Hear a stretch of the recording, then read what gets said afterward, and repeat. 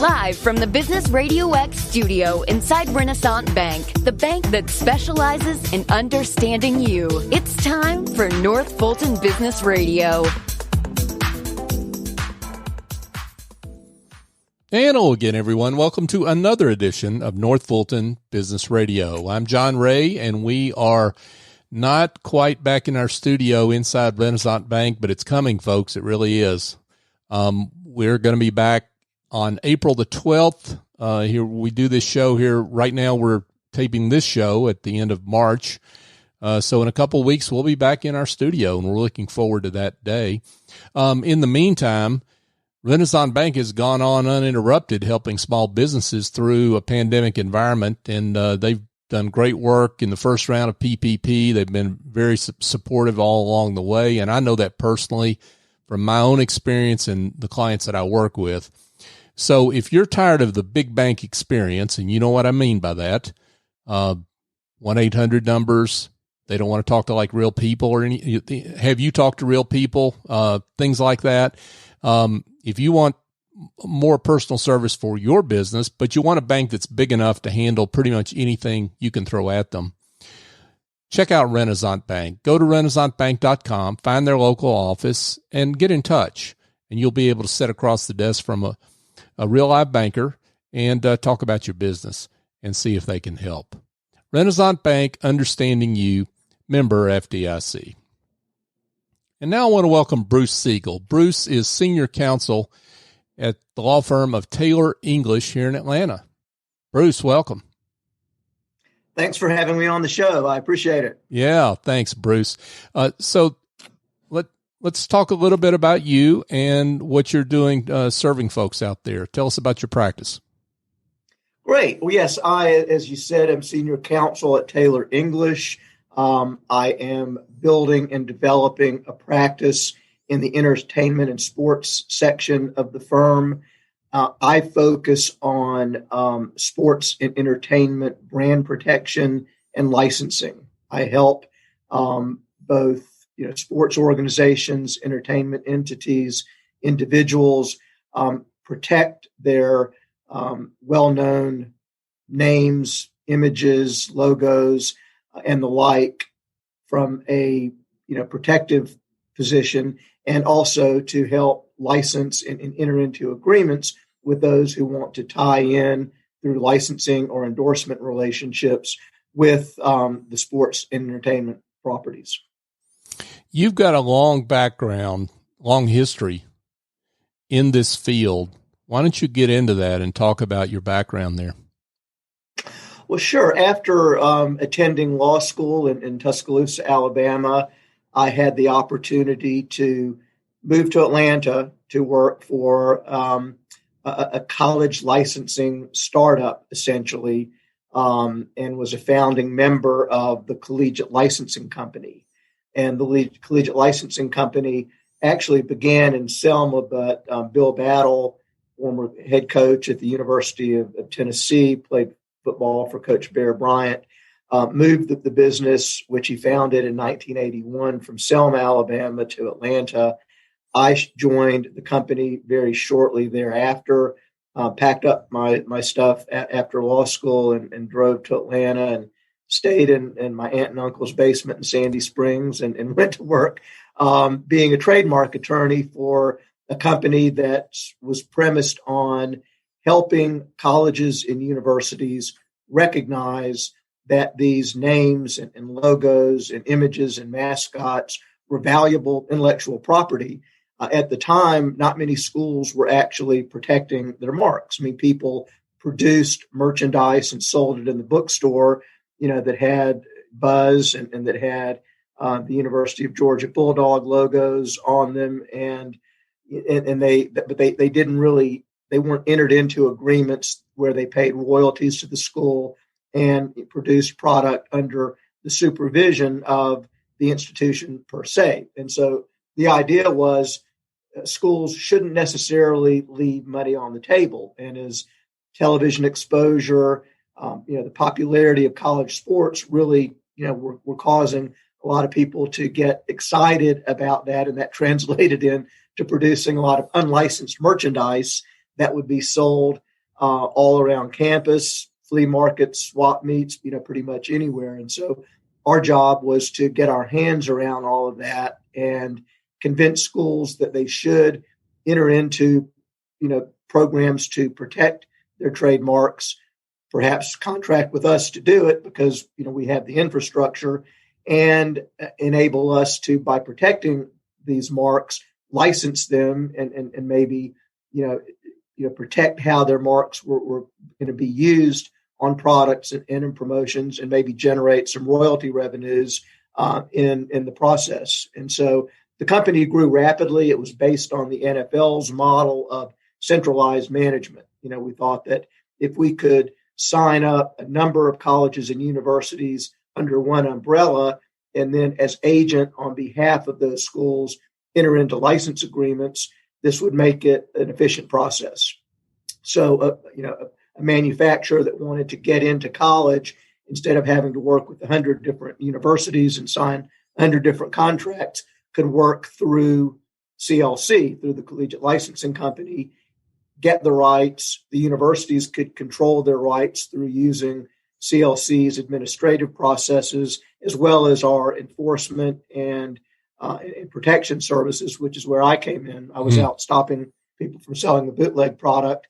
And, the business grew rapidly throughout the 80s and 90s and came to represent over 200 colleges and universities, bowl games, the NCAA, and even moved on to starting licensing programs for NASCAR, PGA Tour, Churchill Downs, and even got involved when Atlanta won the Olympic Games and had a limited ability to license the use of the Atlanta Olympic mark. So it's been an interesting ride. Yeah.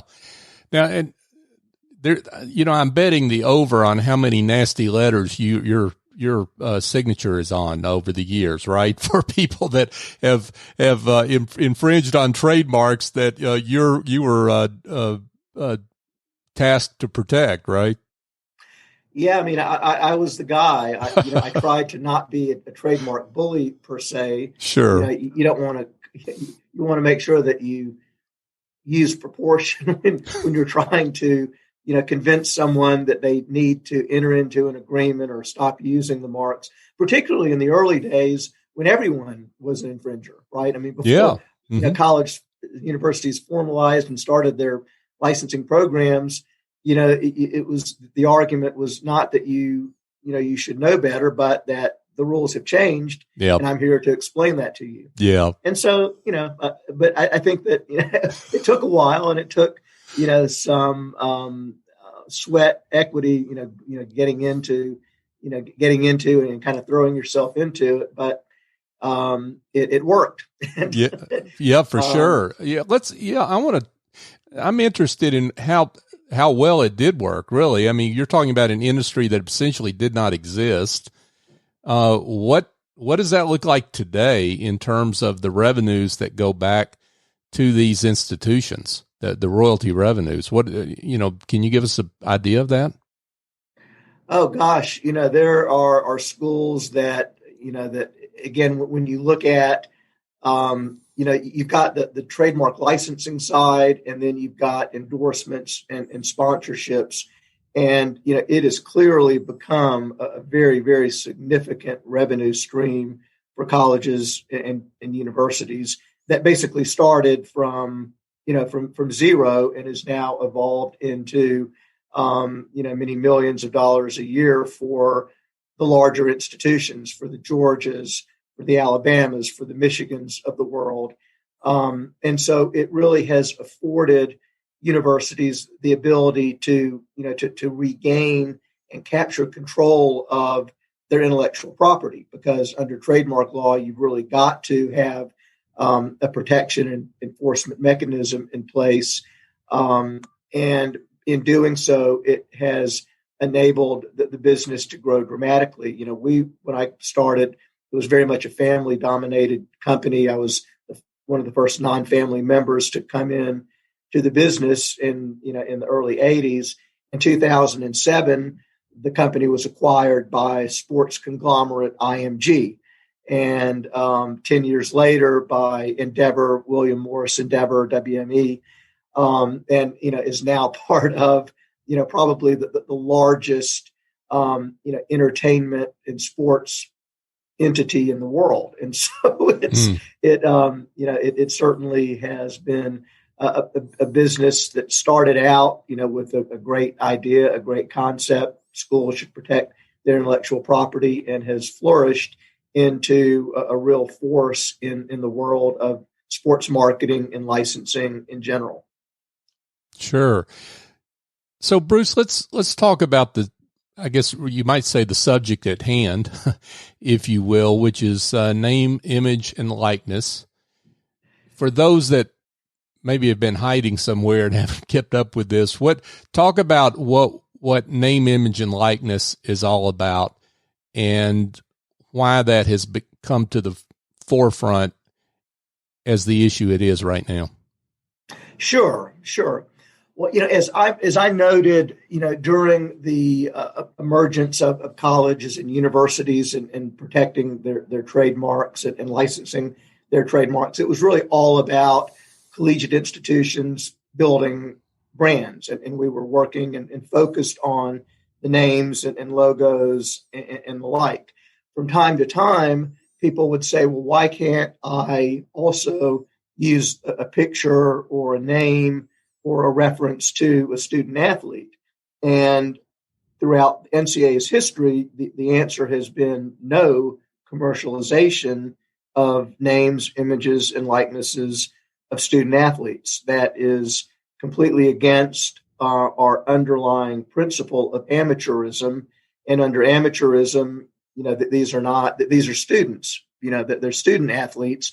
And, that is what distinguishes collegiate sports from professional sports. And the NCAA, is perfectly, warranted under the concept of amateurism, limiting and not allowing this sort of exploitation to take place. And so part of my job, when people would come and say, why can't I use the quarterback's image on this, T-shirt that I want to do? The answer is you can't, because the NCAA says you can't. And the answer was no. Now we are in the process of major reform. And if 35 years ago, the major, seismic shift was, colleges and universities for the first time protecting their brands, today, flash forward, the big issue is now there is reform where the NCAA is changing its position.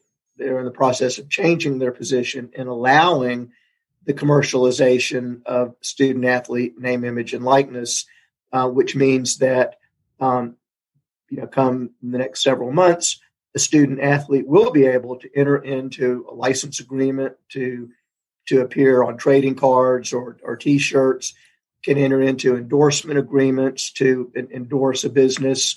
And social media, will be big. There are opportunities, not just for star players, to have a social media presence, but all this is about is allowing the right to commercialize the use of the identities of these student athletes. And so what NIL, name, image, and likeness, it's often referred to as NIL, is, the ability, the legal ability to exercise your right of publicity. And the right of publicity is not a federal right. It's state by state, but, pretty much it's recognized that you do have the legal ability to protect and to authorize others if they want to use your image in connection with a commercial activity. Again, the only thing that stood in the way of that until recently was the NCAA. Now there is a huge confluence of events that will result in a change to that by next fall, basically. So, let's reset here just a second. Bruce Siegal is with us, folks. He's senior counsel at Taylor English, and we're talking about all things name, image, and likeness with college student athletes. So, Bruce, it sounds like, though, that state legislatures are as much imposing reform on in the industry. I won't say upon anyone, but they're leading the way, shall we say, in terms of how this is going. Would that be accurate? Yeah, that would definitely be accurate. The NCAA was, encouraged and motivated to get involved in the issue and to change their rules, largely as a direct result from states beginning to pass individual bills state to state. This began in October 2019 with California, which introduced a bill saying that no institution of higher education in California can prevent a student athlete from entering into agreements to monetize his or her name, image, and likeness, whether it be licensing, endorsements, or the like. And all of a sudden, the NCAA appointed a working group to revise their rules because they felt like, well, maybe it is time, or that with other states following California, unless they tried to kind of scrambling ahead of this, we might end up with a patchwork of 50 different state laws that are slightly different in terms of how they govern what specifically a student athlete may or may not be able to do in connection with with these new rights. And so since then, 39 states are in the process of enacting legislation, including Georgia, which has Georgia House Bill 617, which is in the legislative process. So there are 6 states that have already passed bills that are completed. Florida has passed a bill that will be the first to go into effect because it's scheduled to go into effect July 1 of this summer. So why is this happening state by state versus federal? And what's the interplay between those two, levels of jurisdiction? Well, so, since this began, being driven by California, then, quickly other states jumping in and saying, me too, it was sort of a case of the cat's out of the bag, right? This is going to happen in some way, shape, or form. And so, among other things, the NCAA, lobbied and has really been a strong proponent of federal legislation. And as a result of that, there are now, since in the past year, there have been 6 different federal bills that have been proposed. And so you've got both multiple state bills, but you've also got multiple federal bills that are pending. Each of which will need to be reconciled, right? And then with the changing of with the Democrats assuming control of Congress, the kinds of bills and how they look have shifted a little bit because you've got some federal bills that are strict. They impose significant requirements in how the process is run. Others basically say, look, student athletes should have unfettered rights to enter into any agreement with anybody they want to. An example of the issues that are being addressed in these different federal bills include conflicts. Okay, so if schools today have entered into schools have entered into agreements with shoe manufacturers. You're a Nike school, you're an Adidas school, Under Armour to some extent, and they have basically taken over and become the supplier of all footwear and all uniforms for a university. Okay, what if your star quarterback decides that he wants to do an Adidas deal? Do you have the ability to do that, or will the legislation that ends up being the governing rule say that, well, no, you've got this rights. However, the guardrails and the limits include that you can not enter into an agreement with a competing sponsor. Others say you can. And so you've got a divergence of thought on this. But, so that there are a whole host of issues that are, that conflict from bill to bill. However, I think that, there's nothing like a deadline. And I think that there's a recognition among some of the leaders in Congress, that include Cory Booker, Senator Blumenthal, Senator Murphy, and most recently, Senator Jerry Moran, a Republican in Kansas.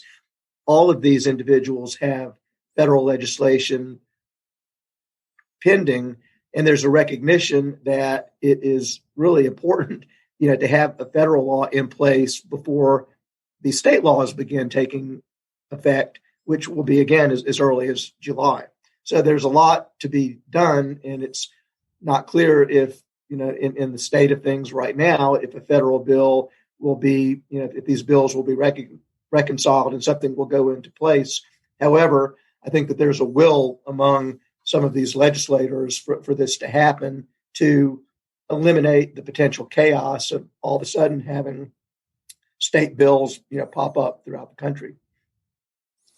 Sounds like it's a little late for not having chaos if we've got what you described. So that's why we've got you here to kind of sort through it for us. So, I mean, let's talk about what this means. I mean, for student athletes, first of all, I mean, how do you think this sorts out for the student athlete as we sit today, knowing things can change?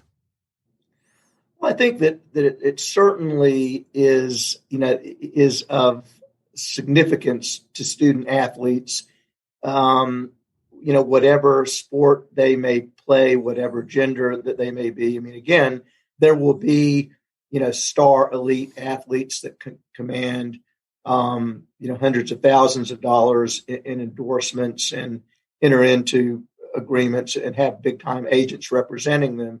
However, this reform will apply to all student athletes, women's softball players, gymnastics. It's not just a football, basketball, top level, D1 program. And so, while student athletes that play in these sports may not be able to command the same kind of deals that elite athletes can, there are great opportunities to develop your own personal visibility, your own personal brand per se. And again, with opportunities, to have a presence on an Instagram, on a YouTube, all of a sudden, creativity, the sky is the limit in terms of, kind of figuring out what you have to say, what you stand for.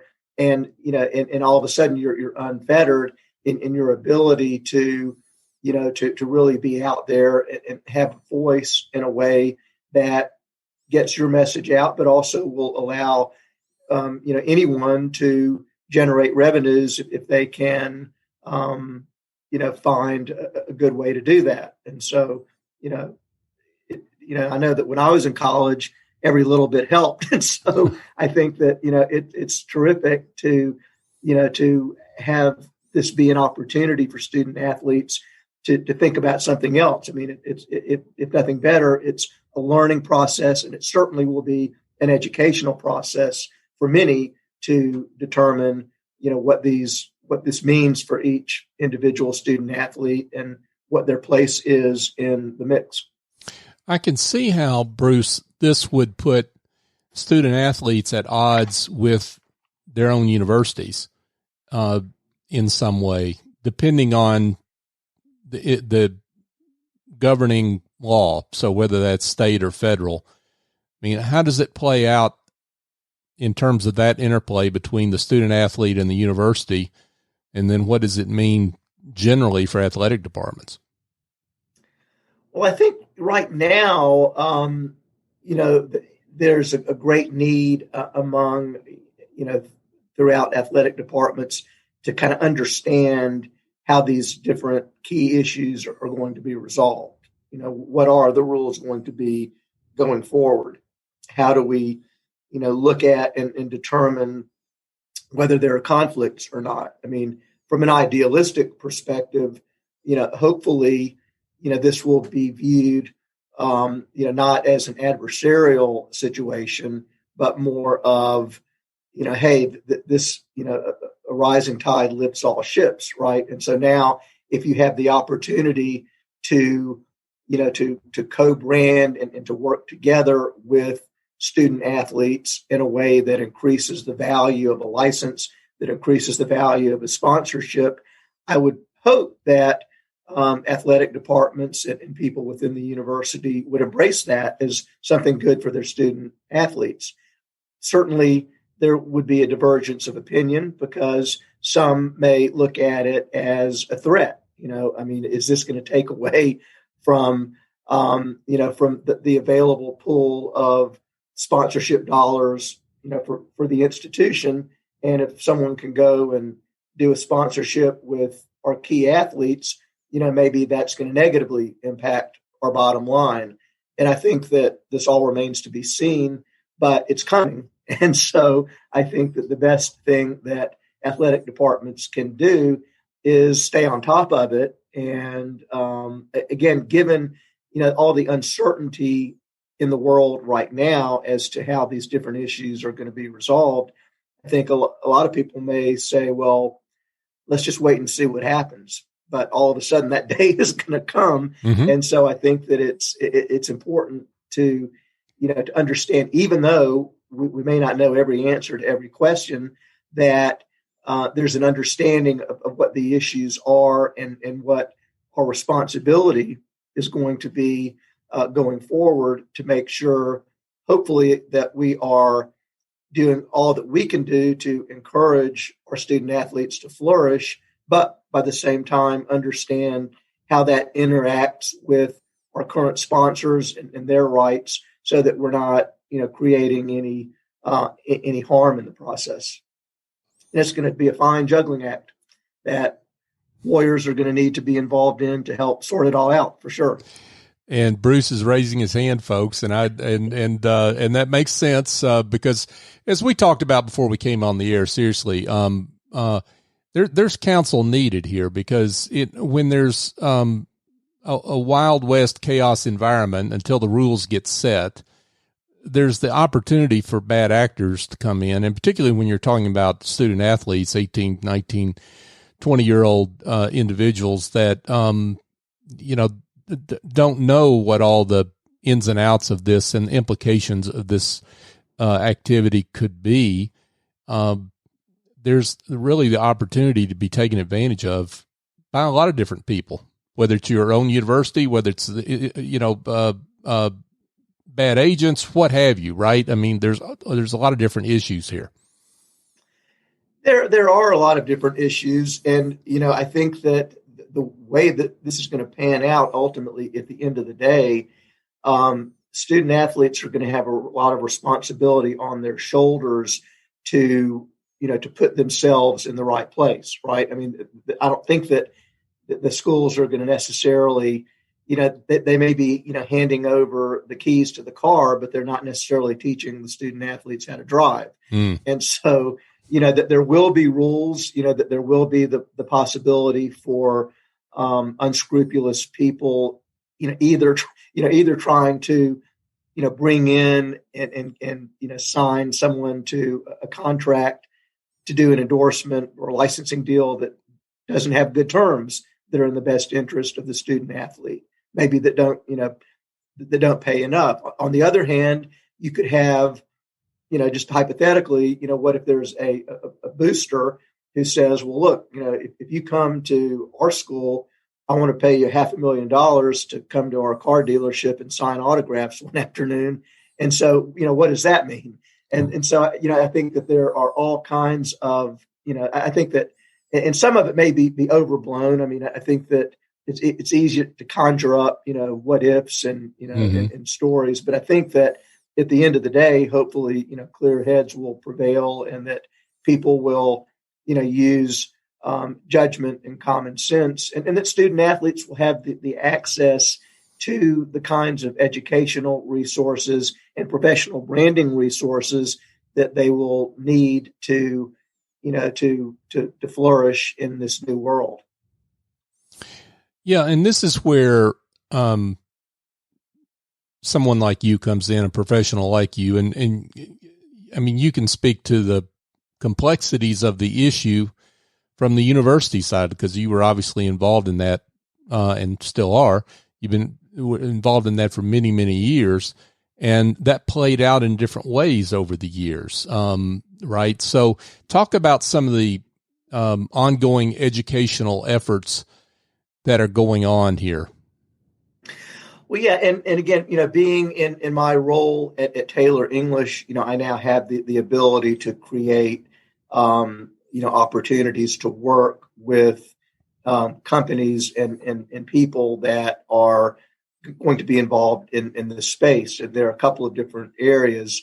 One organization, Accelerate Sports Ventures, is a company that is looking to partner with collegiate institutions to provide educational resources really across the board, helping everyone from coaches to compliance directors to anyone in the athletic department. And this is an ongoing process because, the rules continue to evolve, but, to help, answer the questions and be an educational resource, as well as to provide these services for the student athletes at that school. And that will be done through a series of, at least, for now, Zoom opportunities where, you focus on a particular area. One may be, what are the NCAA compliance issues related to conflicts? What are the NCAA issues related to the role of agents in the process? Because these laws all do provide for the ability, for agents to play a role. Now, the universities can't do deals on behalf of the student athletes. That's important to point out, and I don't see that changing. That's not going to be the case. But what they can do is help, provide an educational component and facilitate a better understanding. And then, agents come in. Ultimately, the student athlete has the responsibility to make good decisions. One of my roles in that regard will be to participate in programs geared towards student athletes who need to all of a sudden be thinking about things like, do I need an LLC to be the entity through which I enter into deals? What are the tax implications? Am I developing protectable domain names, trademarks, the intellectual property that is associated with me? And, what do I need to do to ensure that others aren't out taking advantage of my intellectual property? So I think that the educational component of this that will be, offered by Accelerate and potentially, other entities out there will be a very important part of the process. Yeah, and there's a coordination here where someone like you can be helpful because what we've seen over many years is that the pie continues to grow, and it continues to grow because of innovations around trademarks and understanding the value of that intellectual property and so forth. And there's opportunities here to coordinate between the universities and the student athletes that are part of that university, because everyone's got the same interest at the end of the day, right? And that's to expand their piece of a ever growing pie. I think that's exactly right. And again, it'll be interesting to, right now, I think it's safe to say that among all of the constituents and, as athletics directors and compliance, people and university council, student athletes look at this, that there's a certain amount of angst, in part because this is change, and this is change that we don't know how that will impact us on a day-to-day basis. What do we need to learn and know to make sure that we're, protecting our institution and our student athletes through this process. what will be interesting is, flash forward to several years down the road, hopefully people will look back and say, this wasn't as big of a deal as it may have appeared to be at the time. This is actually working well because, we've got student athletes and now they've got the ability to make a little bit of, revenue while they're making their way through school and to learn about business. And, there's some synergy in, our university, brands and trademarks, tied together with student athletes' name, images, and likeness. And this is pretty cool. We've got this entire new, portfolio of intellectual property rights that are now available. Just like they're now currently available, through professional leagues. And again, the collegiate institutions aren't professional leagues, but when you look at that model and you see that, no one would question that, if you're a player, for the Atlanta Falcons, that, you're going to be supporting the brand of the Atlanta Falcons, hopefully, but you also have the ability, to enter into some agreements, either yourself or on a group basis, that allows you to, as the player, to generate those revenues. And, at some point, it's going to not be a foreign idea just because you're in the space of being a student athlete. Now, again, not to take anything away from the fact that this is truly a paradigm shift because, again, as this process moves forward, this is a huge, huge change because it will be, the first time in the history of college sports when it will be allowable and not prohibited for a student athlete to be able to become entrepreneurial and, figure out how to be, part of this this college marketplace mix and to benefit from their own contribution as an individual and as a student athlete. I guess we can see it coming now. The announcement practice is over in 5 minutes and the business roundtable starts 15 minutes later, something like that, right? So maybe that's what's coming for student athletes. But we're business here. We're about, and we're about business for student athletes and for universities, but also businesses outside businesses that maybe want to get involved in attaching their brand to that of some of these athletes, and they see this opportunity. How would you counsel them? I think that's a super point because there are opportunities, and in fact, I have licensees. Among other things, I work with licensees who are trying to grow their business in the world of licensing by adding schools, by maybe expanding into licenses with professional leagues and the like. And I've had a number of companies come to me and say, look, I've got some really cool ideas about how I would like to be involved in and acquire rights to the name, images, and likenesses of student athletes. And, as in my role and, over the years of, knowing so many people in the world of, of collegiate, professional, and licensed manufacturers, I look forward to having the opportunity to play a role in opening doors and in, making connections and, facilitating, good deals, both in licensing and endorsements that will be beneficial to licensees, because I do think it creates new opportunities to get involved in the collegiate space or to add to what you're currently doing if you're already in the collegiate licensing or endorsement space.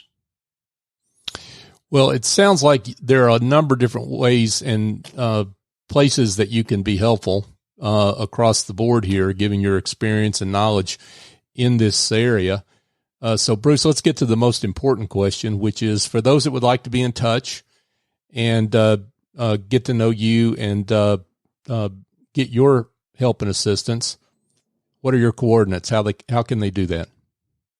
Oh, I would certainly, be delighted to hear from people interested in any of this. And, my email, bsiegal@taylorenglish.com, is the most direct way to reach me.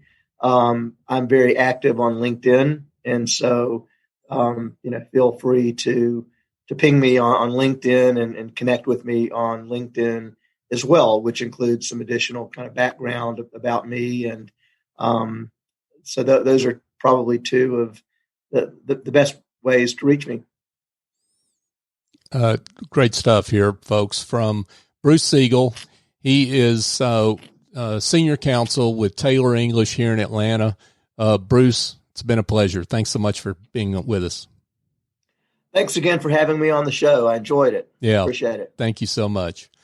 Folks, just a quick reminder, if you've got some issues in your business that involve administrative tasks, bookkeeping, maybe some marketing that you're doing as a business owner that you really need to outsource to someone else that can take that over and let you work on revenue, for example, something that's pretty important to the life of your business, my suggestion is to get on the phone and call Essie Escobedo over at Office Angels, 770-442-9246. Now, Essie has been, she's had her firm for 21 years now, and they've been working virtually all this time, so a pandemic does not scare them in any way. She's got a whole team of angels that she picks out based on the needs that you have, and they fly in, get the job done, and fly out on an ongoing or as-needed basis. But it starts with a phone call, and so what my suggestion is give her a call, 770-442-9246. Tell her I sent you. If you're shy, go to the website and look at officeangels.us and check out all the endorsements that she has there. But just give her a call. I think you'll be glad you did. And folks, just a quick reminder that you can find our show on all the major podcast apps. North Fulton Business Radio is the search term. We would love it if you would go on your favorite app, find the show and subscribe, and then give us a 5-star review. And I ask this not for myself, not for Business RadioX, but for our great guests that we've had over the years, business leaders like Bruce. We've working on we're up to show number 350 or so, and we've had well over 600 guests over these last 5 years. We want people to find those guests. So we would love it if you would give us that little boost out there with that 5-star review, and then connect with us on social media. North Fulton BRX is our handle on LinkedIn, Facebook, Twitter, and Instagram, and maybe a few others. I don't know, Bruce. We'll have to talk about that later. So for my guest, Bruce Siegal, I'm John Ray. Join us next time here on North Fulton Business Radio.